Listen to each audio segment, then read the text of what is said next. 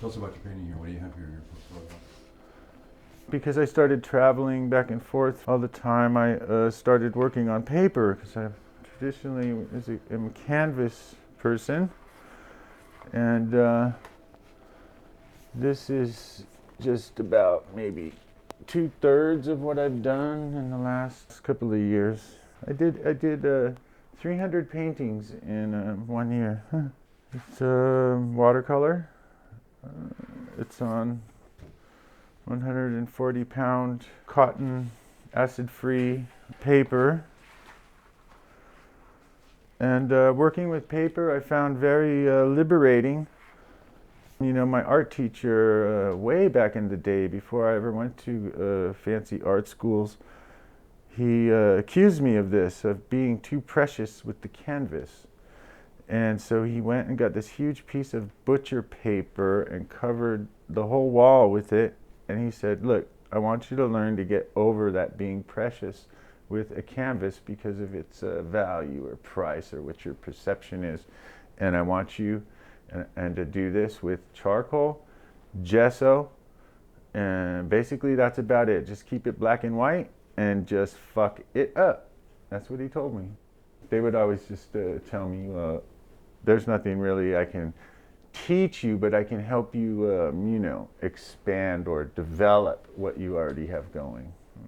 Mostly, it's totally intuitive. I just I let the paintings come themselves. You know, I have a general idea. I'm interested in people, in crowds, in movements, movement within crowds, compensatory movements. You know, sometimes it's almost as if you can feel like emotional energy running through a crowd. You know, on a dance floor and stuff.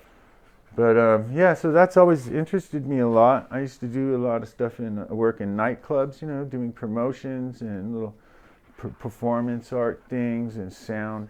I just would go up on the catwalks and just look down at the crowds of people, and sometimes I would think I saw patterns or something going on that was more than just a crowd of dancing people. And so that's what started me making these crowd paintings.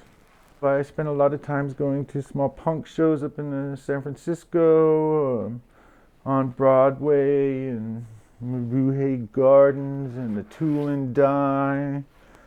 Yeah, this is Suicidal Tendencies and Ribsy at the American Legion Hall, San Jose, 1984. You know, I grew up under the guide and care of two public school teachers. And so there was always art supplies, there was always encouragement and direction.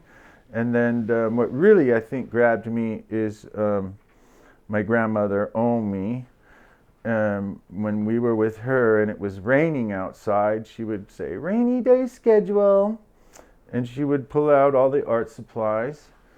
You know, the markers, the construction paper, and the glue, and the glitter, and whatever, all kinds of stuff, you know. The teachers back then used to get a pretty good tax break on their materials, and so we always had stuff to mess around with. So just the feeling of hanging out inside in the warm house and eating cinnamon toast and drinking hot cocoa and making artwork, you know, was very profound thing for me because, you know, in my home life, you know, we didn't live with my grandparents. We spent a lot of time with them, but my home life, you know, that was a very abusive, dysfunctional, horrible thing, you know, and it was very traumatizing. And on rainy day schedule, it always just felt safe and loving, and then it just had this place in my heart ever since. So even when it rains now, I get this kind of, you know, I feel like I want to paint. It's a famous photograph. So yeah, sometimes I do use source material, but most of this stuff is, it just, you know, and I imagine that it's partly subconscious, it's partly just what develops from, you know, the gravity and the.